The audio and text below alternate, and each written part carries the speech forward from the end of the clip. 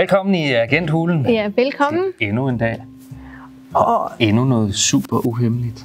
Og jeg er Agent Blomst. Og jeg er jo Agent Hvis nu nogen havde glemt det, ikke? Ved du forresten, hvad Museunge står for? Nej. Meget ung, særdeles energisk, ualmindelig nuttet og gakket ego. Og jeg er bare Blomst. Ja. Nå, igen, super uhemmeligt altså. Ja. Det må vi gerne dele med. Det er den samme lås fra i går. Jeg kan koden så. Kan du huske den? Ja, det var 1, 2, 5, 1. Så. Ja, det er jo det med en tomathopper 5 etager ned fra i går. Sådan. Ja.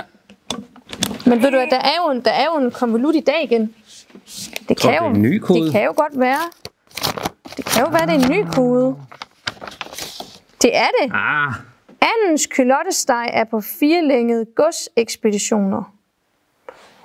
Andens kylottesteg. Og nu skal vi jo huske, det der med, at det er tal fra 0 til 9. Det kan også være, at de kan hjælpe os. Nå ja, det kan det være. Jeg tror, de er også rigtig kloge, dem der. Skal vi ikke prøve? Jo, for jeg har lige det, vi skal bruge på os her. Andens kylottesteg. Den er her. Anden. Er på... Og så kylottesteg. Tror du ikke sådan, hamburg, det må være lige så godt som kylottesteg? Jo, men jeg tror jo, det er jo det, vi fandt ud af i går. Og kylottestegen, de skal på godsekspedition. Men vi skulle finde tal i sætningen. Og så ud på godsekspedition, og så skyerne, de viser det. Kom, så går vi. Men Museunge, vi skal jo bare finde tal. Ja. Agent Museunge, vi skal jo bare finde tal i denne her. Andens. Så er vi her. Prøv at se herinde. Nu skal du bare se løjer. Haha. Så. Altså Museunge, der er 8 i kylottesteg. Godsvognskinner. Prøv at se her. Så anden, han skal på godsvognstur. Var det ikke det hans tur? Andens kylottesteg. Ja, godsekspedition. Prøv at se her. Andens kylottesteg. Sådan der. Andens, der må jo være et tal i anden. Hej, Anden. Og kylottesteg. Og så skyerne. Så kommer det der op i der er et 8-tal i kylottesteg. Er på 4-længede 4. Det ved vi. Det er 4. Godsekspeditioner. Godsekspeditioner.